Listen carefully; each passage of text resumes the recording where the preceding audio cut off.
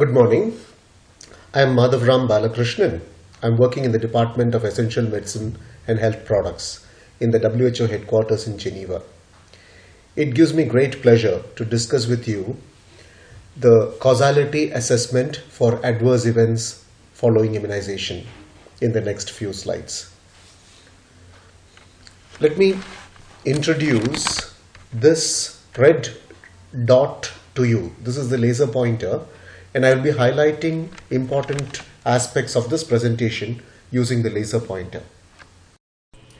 In 2009, the WHO and SIOMS defined an adverse event after immunization as any untoward medical occurrence which follows immunization and which does not necessarily have a causal relationship with the usage of the vaccine. One of the important parts of that definition is what follows.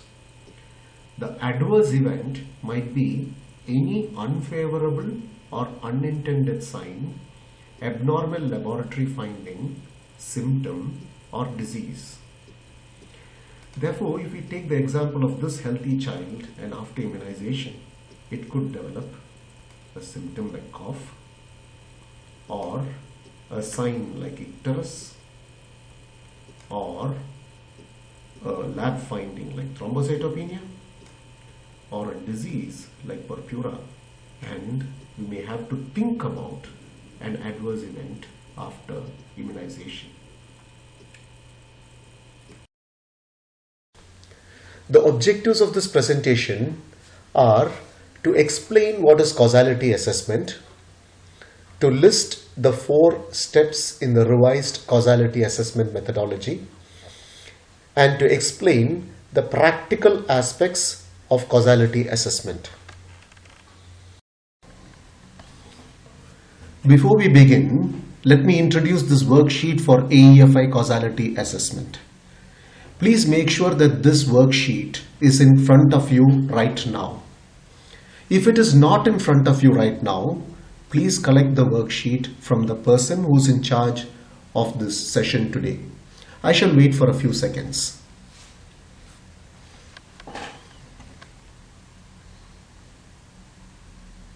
Okay, I hope you have got it in front of you.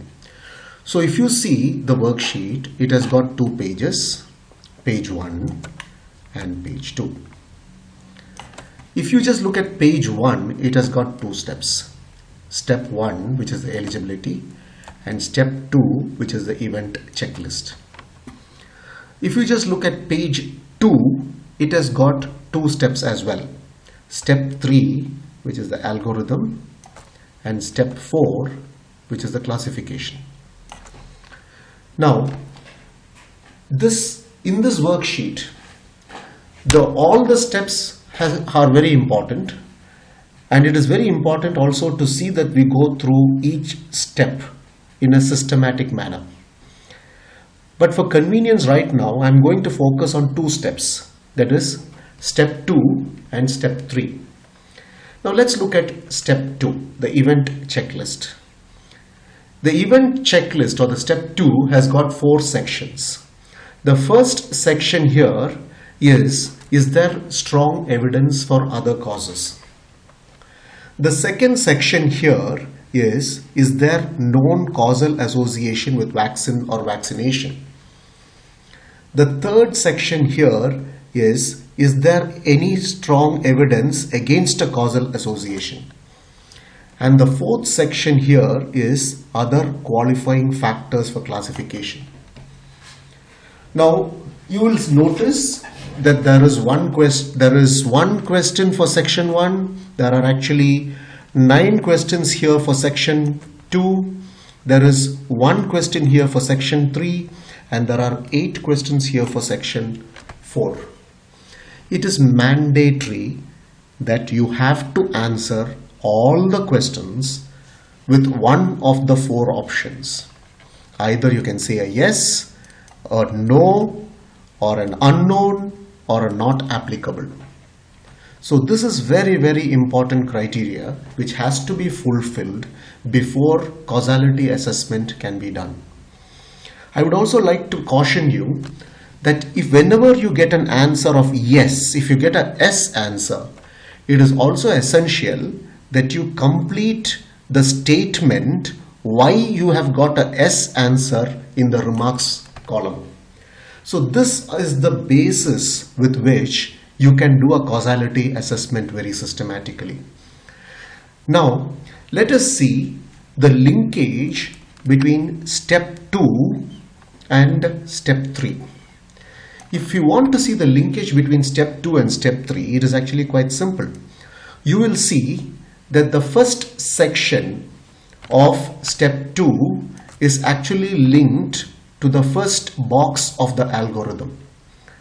Similarly, the second section of step 2 is linked to the second box of the algorithm, and the third section of step 2, that is the checklist, is linked to the third box of the algorithm, and the last section, that is section 4, are the qualifying factors, are related to the fourth box of the algorithm.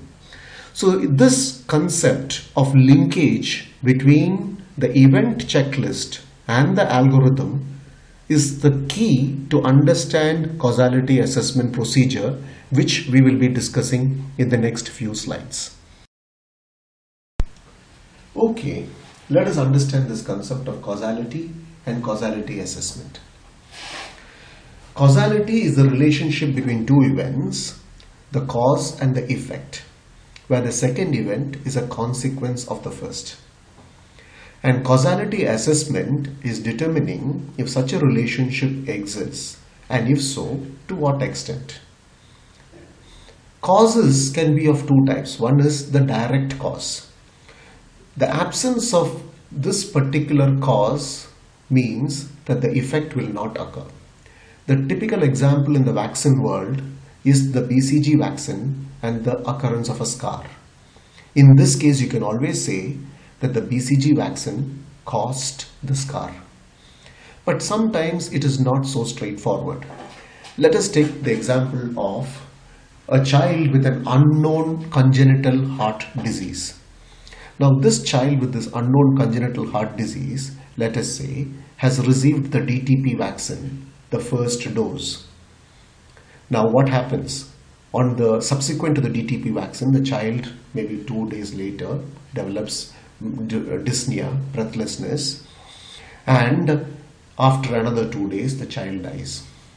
So when the postmortem was done, they have identified a congenital heart disease. At this particular point, we cannot attribute the DTP vaccine to the death, because there is also another factor, that is the congenital heart disease. And the congenital heart disease definitely is what led to the death of the child rather than the fact of administering the vaccine itself. Now, why do we want to do causality assessment for AEFI? We want to do causality assessment for AEFI to automatically avoid concluding that the event happened after vaccination and therefore it happened because of vaccination. The best way to do this is actually a randomized trial where you have a group of people where you divide them into a group of vaccinated group, into another group which is the unvaccinated group, and then you follow them up over a period of time. Now, if the occurrence of adverse events in the vaccinated group is greater than the number of events which take place in the unvaccinated group, then we can say that there is a causal relationship between administering the vaccine and the occurrence of adverse events. But unfortunately, many of the times it is not possible in the field situation to do this. Why? Because many of the countries and many places, the vaccination coverage may be very high and it is very difficult to find an unvaccinated group to compare. Sometimes it may not actually be, even if there is unvaccinated groups in some places, it may not be possible to do this matching between the vaccinated and the unvaccinated groups. Therefore, that is the reason why we have to do causality assessment for individual cases after adverse events following immunization. The WHO and SIOMS have divided AEFI into 5 categories based on their causes. The first one is a vaccine product related reaction.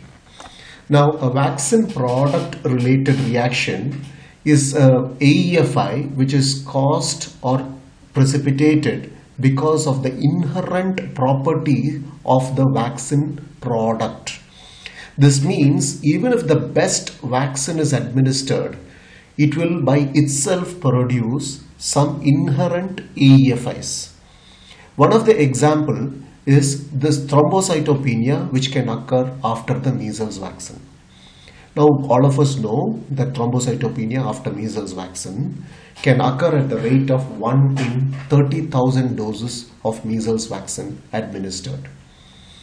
The second one is a vaccine quality defect related AEFI. Now in simple terms, this means that there is some problem with the manufacturing process of the vaccine which has resulted in the AEFI. One of the typical examples is the famous Cutter incident which occurred in 1955 when IPV was not inactivated sufficiently and it resulted in polio cases occurring in the general population. The third one is the immunization error related reaction. In simple terms, this is actually what was formerly called program error. This is the immunization error related reaction occurs because of inappropriate vaccine handling, prescribing or administration, and it is definitely preventable. One of the typical examples is actually the transmission of infection because of contamination of a multi-dose vial. We get the condition called the toxic shock syndrome. Now, the fourth one is actually the immunization anxiety related reaction. And this is actually occurring as a result of anxiety about immunization. Sometimes we know that especially teenage children can develop vasovagal syncopes following vaccination. We also have the last set, that is the coincidental event, which occurs by something other than the vaccine product or immunization error or immunization anxiety. For example, if a fever following immunization, and then when we do a test, we find that we are able to isolate a malarial parasite from the blood. Now, this is a very typical example. Now, before we go into the formal causality assessment, first of all, we need to choose the cases. Now, which are the cases we are supposed to select for formal causality assessment? Do we take all the AEFI cases which is reported, or do we have to select certain cases? It is important for us to identify and select only specific cases for causality assessment, and it is not necessary to do causality assessment for all cases which is reported.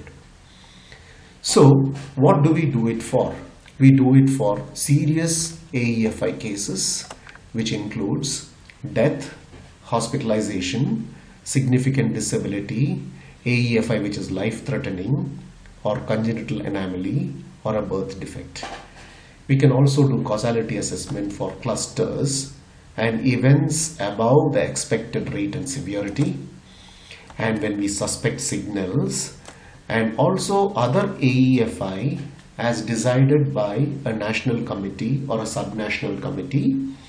If an immunization error is suspected, if there are significant events of unexplained cause, particularly within 30 days of vaccination, and events causing significant parental or community concern, conditions like HHE or febrile seizures, they have to definitely go in for causality assessment formally. Okay, So before we actually start off with the actual assessment, there are certain criteria that has to be satisfied. The first and foremost criteria is that the AEFI case investigation should have been completed, and all details of the case should be available at the time of assessment. This includes not only the event but also the circumstances which led on to the event, plus the events which took place subsequent to the event, like what happened to the case, where was the case admitted, whether the case was treated, what kind of treatment, what was the response to treatment, what were the lab results, lab findings, autopsy findings, everything. So all details must be available at the time of assessment. Then the most crucial point is that there must be a valid diagnosis. Now, what is the meaning of this word valid diagnosis? Now, when we talk about a valid diagnosis, it refers to the extent to which the unfavorable or unintended sign, abnormal lab finding, symptom or disease is defined. It is not possible for us to do a causality assessment if you say a particular vaccine produced death. It is not possible to evaluate or do a causality assessment because a vaccine just cannot produce death. There must be a reason why the child or that patient died. Like, for example, we can always say the patient died of anaphylaxis, the patient died of shock, the patient died of pneumothorax, the patient died of meningitis. But we cannot say that the patient died of vaccination. So this is important. So you should have a very clear idea on what we are talking about at the time of causality assessment, because we are trying to link the valid diagnosis to the vaccine and not the outcome like the death to the vaccine. Now let's come back to the 4 steps for causality assessment and see why exactly we need to have these 4 steps. The step 1, eligibility, is required to determine that the AEFI case satisfies a minimum criteria for causality assessment. The step 2, that is the checklist, is required to systematically review the available information. And step 3, the algorithm, is required to obtain a trend on the causality with the checklist information. And step 4 is required to categorize the association of the AEFI to the vaccine or vaccination. Now, steps 1, 2 and 3 are ones which will automatically come through a very systematic process, and you can even use a computer to reach up to that particular step 3. But when you look at step 4, this is where the human element comes into the picture, and a decision on causality has to be made at step 4 based on the findings and observations on step 1, 2 and 3. Now let's look at the steps one by one. The first step is eligibility. First, we need to have the AEFI case in front of us. And as I told you earlier, the investigation should have been completed. Now, it's a good idea to retain the case details in a retrievable database. The reason is, you may decide to go back to other cases and find out if there are any similarities. The next crucial thing is to identify the vaccine which is responsible. Now, you may find that a child is administered multiple vaccines at the same time. But when you do causality assessment, it is critical that you should identify one vaccine which is administered before the event, which is suspected, and do the causality for that particular vaccine. So, if you find, for instance, that DTP, OPV and hepatitis B were administered at the same time, and if you are suspecting the DTP vaccine to have caused the adverse event, then you should use only DTP. Now what about the remaining vaccines? You should do this, repeat the same process for all vaccines separately. Now we have already discussed the valid diagnosis, so I'm not going into that particular part, but as I told you, this is a very key part of this entire process. And we need to have a case definition for the valid diagnosis. So for a case definition, we have a standard set of case definitions which are available online. We have the case definitions of the Brighton collaboration, and in case those case definitions are not applicable or not available for some reason or the other, you can use standard literature case definitions, or sometimes national definitions or other approved definitions can always be used. Now we come to the main part. I want you to look at the worksheet in front of you and look into this box which is provided. This red box is the key. Now when you look at this red box, you have to make a statement, and this statement is the hypothesis. So you have to make a statement.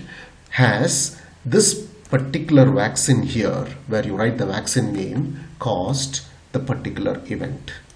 So the examples of these causality questions are actually given here. Like you can say, has this particular vaccine caused hepatomegaly, which is a sign, or has another vaccine caused thrombocytopenia, which is a laboratory finding, or a vaccine has caused itching and redness, which is an example of a symptom, or a vaccine has caused meningitis, which is an example of a disease. So this is crucial before we start off with going for the causality assessment. Now that we have completed step 1, let us proceed to step 2, the checklist. As I mentioned earlier, there are 4 sections in the checklist: 1, 2, 3, and 4.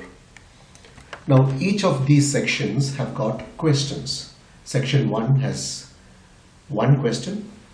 Section 2 has actually 3 subsections and it has got 9 questions. Section 3 has 1 question. Section 4 has 8 questions. To each of these questions, it is necessary to give an answer as to yes, no, unknown, or not applicable. And you will be getting a response for all the questions which are there. So if you get a yes response to any of those questions, it is essential that you should state why you are saying yes in the remarks box adjacent to that particular question. Now, an interesting thing here is, like if you get a yes response to any of the questions in section 2, it is also necessary to add one more extra question, and that is this question on time. Was the event within the time window of increased risk? And answer that as well. Now that we have completed step 2, let's go down to step 3, the algorithm. The algorithm has got 4 boxes, and these 4 boxes correspond to the 4 sections in the checklist. There is also a box corresponding to the section on time in the checklist. So the final framework for the algorithm will look like this. Now that this framework is ready in front of us, we just have to get back to the checklist and look for the yes answers. If you look at the section 1 and if you see the question there, if you get a yes answer, you would conclude that it is inconsistent causal association to immunization, and you would put a tick here. If you go to the section 2 and then if you see that there are yes answers there to the question, is there a known causal association with the vaccine or vaccination, and if there are any yes answers there, you would go back and check for the time factor. Was the event within the time window of increased risk? And if the answer to that was yes, you would conclude that it is consistent causal association to immunization, and you would put a tick here.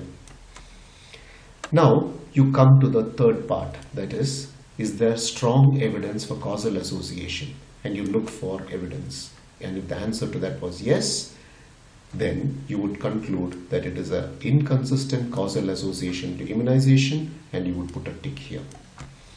So we have finished the primary part of the algorithm. We have reached the last part of the algorithm where we review other qualifying factors. And at that point in time, we would be able to ask ourselves, is this event classifiable? Now, if the answer to any of those questions were yes in this section, in that case, we have to take a decision whether the yes answer has to go into the section on consistent causal association to immunization, or if it was indeterminate causal association to immunization, or it was an inconsistent causal association to immunization. If the answers to that was also no, in that case we would say that the case was not classifiable. Now that we have finished step 3, the algorithm, let us go on to the last step, classification. Before we go into the details of the classification, the first question which we need to ask ourselves based on the available evidence is, do we have sufficient information available, or do we not have sufficient information available? If we do not have sufficient information available, straight away we would say the case is unclassifiable. We would also specify exactly what is the other additional information required for classification, and we would not waste time proceeding further. Now, if we have adequate information which is available, then we go back to the algorithm and look for the trends.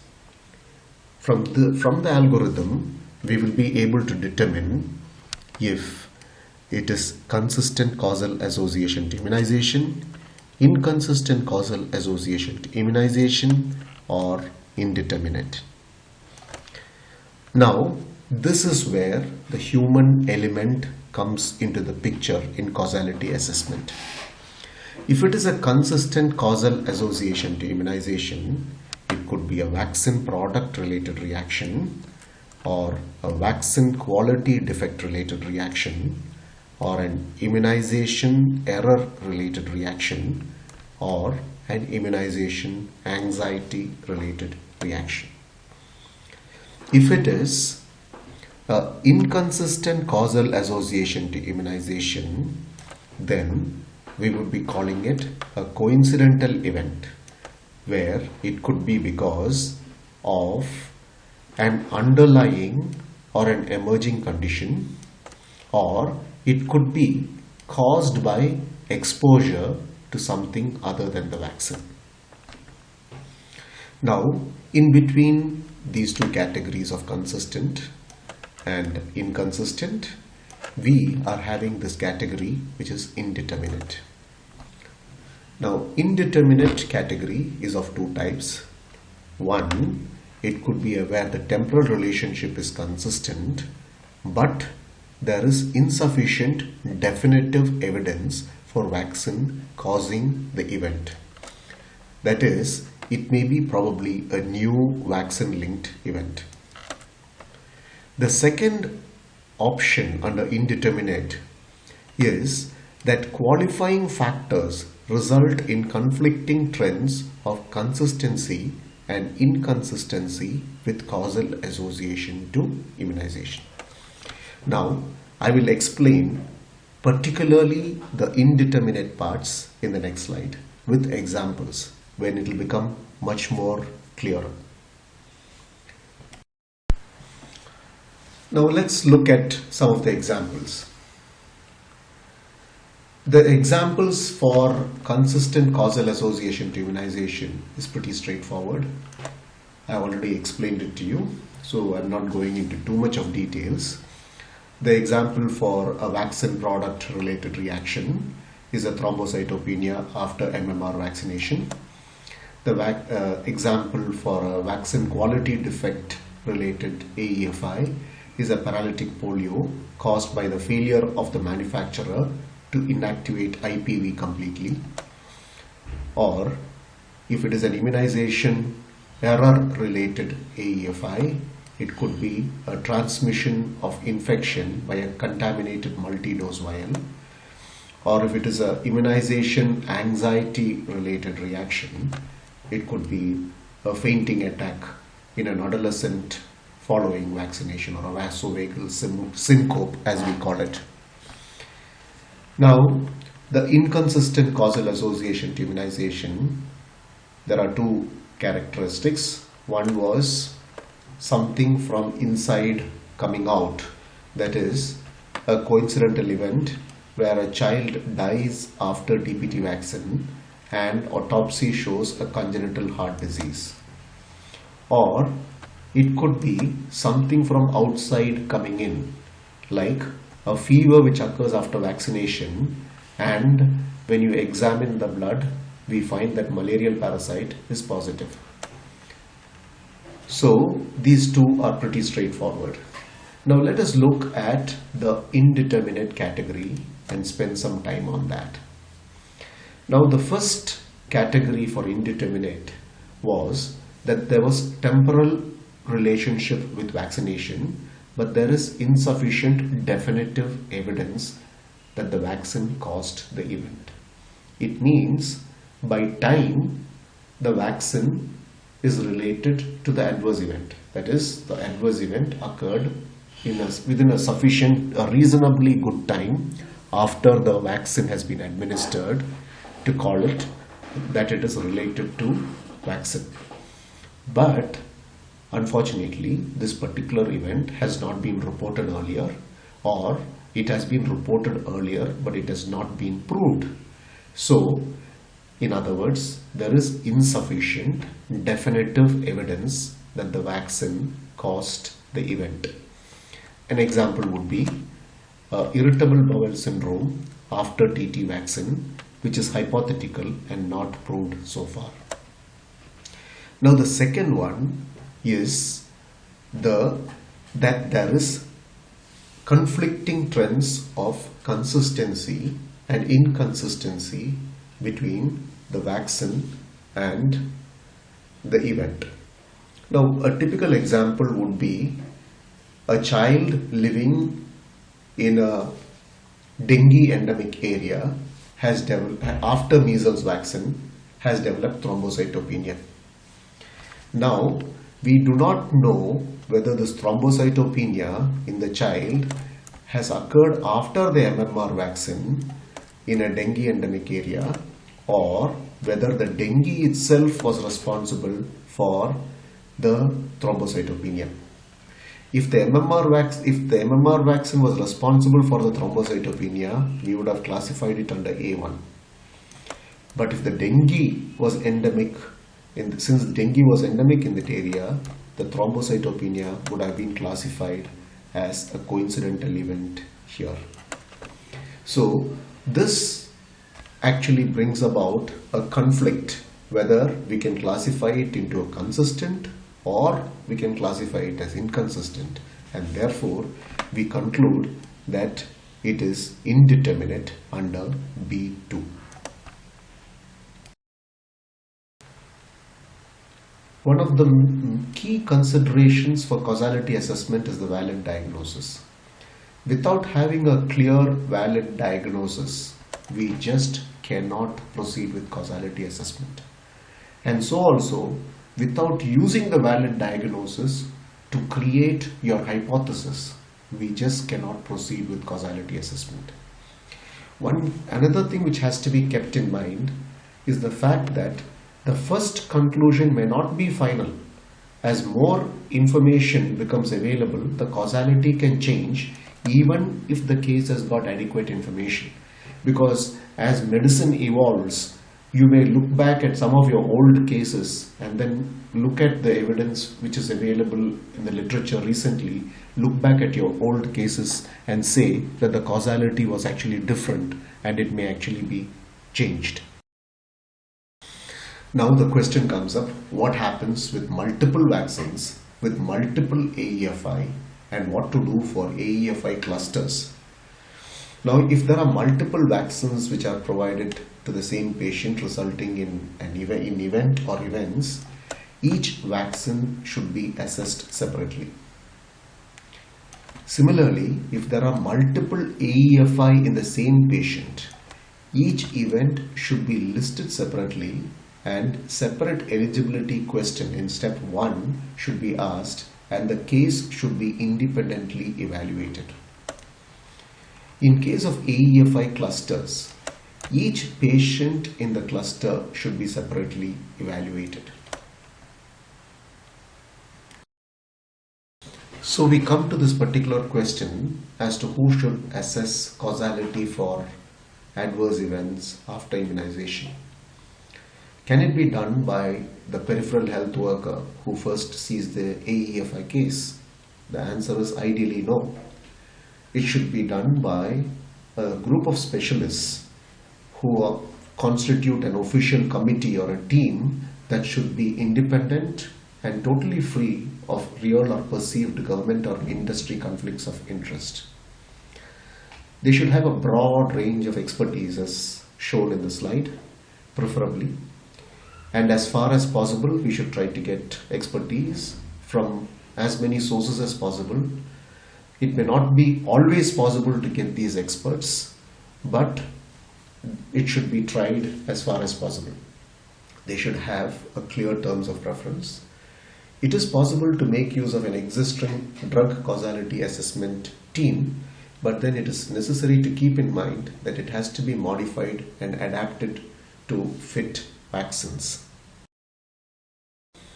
Now we need to look at what can go wrong in causality assessment. A lot of things can go wrong. Causality assessment may not be done and not done sometimes systematically, not done by trained personnel, and most crucially, not done on time. Sometimes the information on the reports which have been presented to this committee is so limited that causality assessment cannot be done.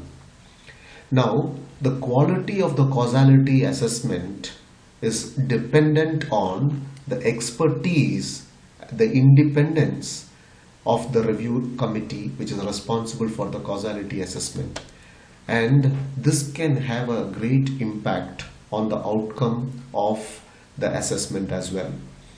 Many of the time data is available to all of us, but unfortunately it may not be analyzed, and this may result in the delay of recognition of clusters and program errors.